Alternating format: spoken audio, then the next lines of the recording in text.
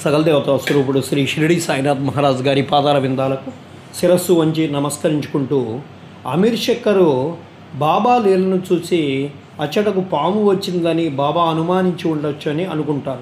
బాబా సాంగత్యం వలన బాబా ఆడు మాటల చేయు క్రియల భావాలు అమీరు గ్రహిస్తూ ఉండేవారు. అమీరు తన దిండుకు సమీపంలోనేదో కదులుతుంటా గమనించి అబ్దుల్ను లాంతరు తీసుకొని రమ్మంటారు. అంతలో అచ్చటకొక పాము కనబడు. అది తలను కిందికి పైకి ఆడిస్తూ ఉండేది. వెంటనే దాన్ని చంపిరి. ఇట్లు బాబా సకాలమున హెచ్చరిక చేసి అమీర్ను కాపాడెను. బాబా ఆజ్ఞచే కక్కా సాహెబ్ దీక్షిత్ నిత్యము ఏకనాథ మహారాజు రచించినటువంటి భాగవతమును భావార్థ రామాయణమును పారాయణము చేస్తూ ఉండేవారు.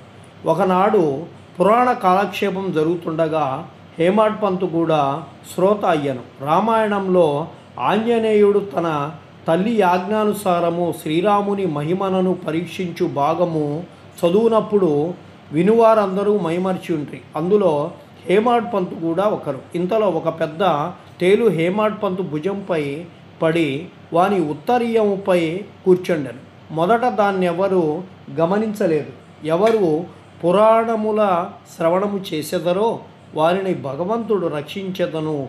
ఇంతలో హేమాడ్ పంతు తన గుడి భుజంపై ఉన్నటువంటి తేలును చూశాను. అది చచ్చిన దాని వలె నిశ్శబ్దముగా కదలకుండా ఉండను. అది కూడా పురాణము వినుచున్నట్టుగా కనిపించను. భగవంతుని కటాక్షమును స్మరించిరి. పురాణ శ్రవణంలో ఉన్న ఇతరులను భంగము చేయకుండా ఉత్తరీయమును రెండు చివర్ల పట్టుకొని దానిలో తేలునున్నట్టు చేసి బయటకు వచ్చి ఆ తేలును తోటలో పారవేశాను.